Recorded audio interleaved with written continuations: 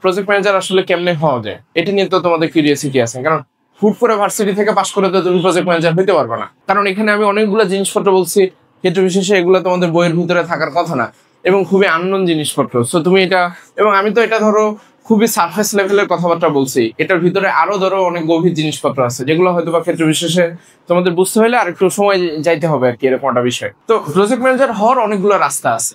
অনেকগুলো রাস্তার ভিতরে একটা রাস্তা হচ্ছে ইউনিভার্সিটিতে থাকা অবস্থায় প্রজেক্ট ম্যানেজমেন্ট বা প্রজেক্ট ম্যানেজার হওয়ার কিছু প্রিপারেশন তুমি নিতে পারো। কেমনে? ইউনিভার্সিটিতে যে একটা দুইটা ছোট ছোট প্রজেক্ট তোমরা করো, সেখানে তুমি লিড হিসেবে কাজ করতে পারো। লিড হিসেবে মানে হতেছে তুমি নিজেও ডেভেলপ করবা, আবার অন্য তিন চার, হয় না ক্ষেত্র বিশেষে যে 4-5 মিলে প্রজেক্ট শুরু করছো, দুইজন হাওয়া হয়ে গেছে বা দুইজন ঠিকঠাক মতো আপডেট দিচ্ছে না। সেম কাজ কিন্তু একটা সফটওয়্যার কোম্পানিতেও হয়। ডেভেলপার আছে, কাজ করবে না, তো তোমার কাজ হইতেছে তাকে কনভিন্স করা যে ভাই কাজটা তো করতে হবে, এটা ডেলিভার করতে হবে, এটা তো গুরুত্বপূর্ণ একটা জিনিস, আমি তো কমিটমেন্ট দিচ্ছি যে এই তারিখে আমাকে ডেলিভার করতে হবে। আপনি কেন কাজটা করতেছেন না? কোন জায়গাটাতে প্রবলেম আছে? প্রবলেমটা কি আমাকে একটু বলেন, আমি সলভ করে দিতেছি। সো তার মানে ইউনিভার্সিটির প্রজেক্টে যেরকম প্যারা আছে, সফটওয়্যার কোম্পানির প্রজেক্টেও কিন্তু সিমিলার প্যারা আছে। তো ইউনিভার্সিটির যে প্রজেক্ট, সেটা যদি তুমি প্রপারলি করতে পারো, রাইট টাইমে ডেলিভারি করতে পারো, এটা দিয়ে কিন্তু তুমি বুঝতে পারবা যে ফিউচারে তুমি প্রজেক্ট ম্যানেজার হইতে পারবা কি পারবা না। সো এটা তো গেল যে ইউনিভার্সিটিতে তুমি প্রজেক্ট ম্যানেজার হও কিভাবে এক্সারসাইজ করতে পারো। নেক্সট যে জিনিসটা আসতেছে সেটা হচ্ছে যে আমি ইউনিভার্সিটিতে তো এক্সারসাইজ করলাম, বাট কোম্পানিগুলোতে আমি কিভাবে কাজ করবো। একটা জিনিস একটু বলে রাখি, প্রজেক্ট ম্যানেজার হওয়া বা এই লাইনে যাওয়া কিন্তু একটু লেস কম্পিটিটিভ মিনস হইতেছে, ধরো ডেভেলপার হইতে গেলে অনেক মানুষ জবের জন্য অ্যাপ্লাই করবে, কারণ সবাই ডেভেলপার হইতে চায় ন্যাচারালি। কিন্তু প্রজেক্ট ম্যানেজার ধরো খুব কম মানুষজন হইতে চায় টেকনিক্যালি, কারণ প্রজেক্ট ম্যানেজমেন্টের পুরো জিনিসটা সবাই কম বেশি পুরোপুরি বুঝে উঠতে পারে না, আবার এটাতে কোয়ালিফাইও এরকম বেশি এটা করে উঠতে পারে না। সো তুমি যে কাজটা করবে, বিভিন্ন কোম্পানি প্রজেক্ট কোঅর্ডিনেটর হায়ার করে, আবার ক্ষেত্র বিশেষে বিজনেস অ্যানালিস্টের মাধ্যমেও তুমি যাইতে পারবা।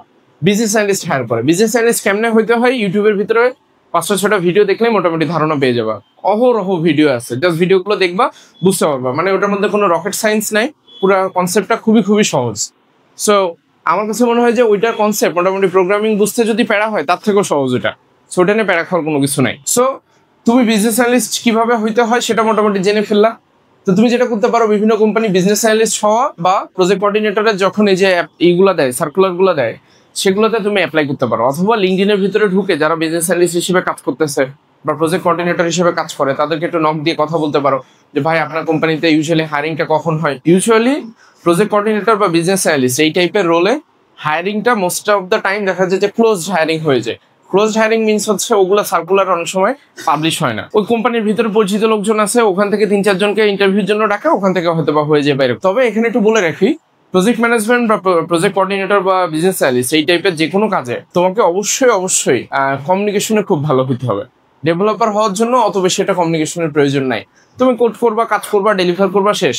কিন্তু প্রজেক্ট ম্যানেজার হইতে হইলে কিন্তু আসলে সিরিয়াস কমিউনিকেশন করতে হয়, মানুষজনকে কনভিন্স করতে হয়। মানুষজন দুইটা বাজে কথা বলবে, 2-5 কথা বলবে, তোমাকে এটা অ্যাবজর্ব করতে হবে, স্ট্রেসটা নিতে হবে, দেন তোমাকে সামনের দিকে আগাইতে হবে। মানে এটা ধরো সহজ কোনো কাজ না। ধরো পুরা তুমি যদি খেয়াল করে দেখো, ক্রিকেট বা ফুটবলে কি হয় যে 11 জন মানুষ খেলাধুলা করে, বাট মানুষজন গালি কিন্তু ক্যাপ্টেনকে সবার আগে দেয় যে এর ক্যাপ্টেন কে হইতে বলছে, ও তো কিছুই পারে না। সো তার মানে গালিটা কিন্তু ওকে সবার শুরুতে দেয়।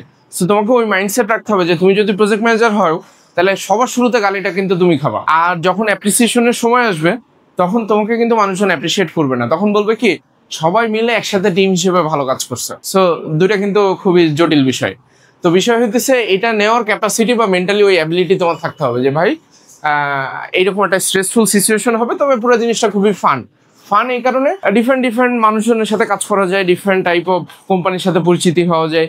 মানে তুমি একটা কোম্পানির ভিতরে থেকে অন্যান্য কোম্পানির সাথে তোমার একটা ভালো কানেকশন তৈরি হয়ে যাবে। কারণ ধরো আমি নিজে যখন মেনস্ট্রেশন 23-তে কাজ করছি, ডিফারেন্ট কোম্পানিজের সাথে আমার কাজ করার যখন সুযোগ হয়েছে, অন্য কোম্পানি সম্পর্কে আমি জানছি, অন্য কোম্পানির মানুষজনের সাথে পরিচিত হইতে পারছি। সো এটা একটা খুবই ভালো জিনিস। ডেভেলপার হিসেবে অনেক সময় ডেভেলপারে তো অত বেশি একটা মিটিং মিছিল করতে হয় না, ক্ষেত্র বিশেষে সে ইন্টারনাল জিনিসপত্রের মধ্যে ইনভলভ থাকে। বাট প্রজেক্ট ম্যানেজারের যেহেতু খুব ফ্রিকোয়েন্টলি মিটিং করতে হয়, কথা বলতে হয়, সো এই টাইপের জিনিসপত্র আছে। সো প্রজেক্ট ম্যানেজমেন্ট কিন্তু একটু লেস কম্পিটিটিভ। সো তোমরা যারা চেষ্টা করতে চাও ক্ষেত্র বিশেষে, এটা শোকেস করার সবচেয়ে ভালো উপায় হইতেছে তুমি ইউনিভার্সিটিতে থাকা অবস্থায় যখন কোনো প্রজেক্ট করবা, সেই প্রজেক্টে তুমি প্রজেক্ট ম্যানেজমেন্টের কি জিনিসপত্র এক্সারসাইজ করছো সেটা তুমি তোমার রিডমি ফাইলের ভিতরে লিখে ফেলবা, তোমার গিটহাবের ভিতরে।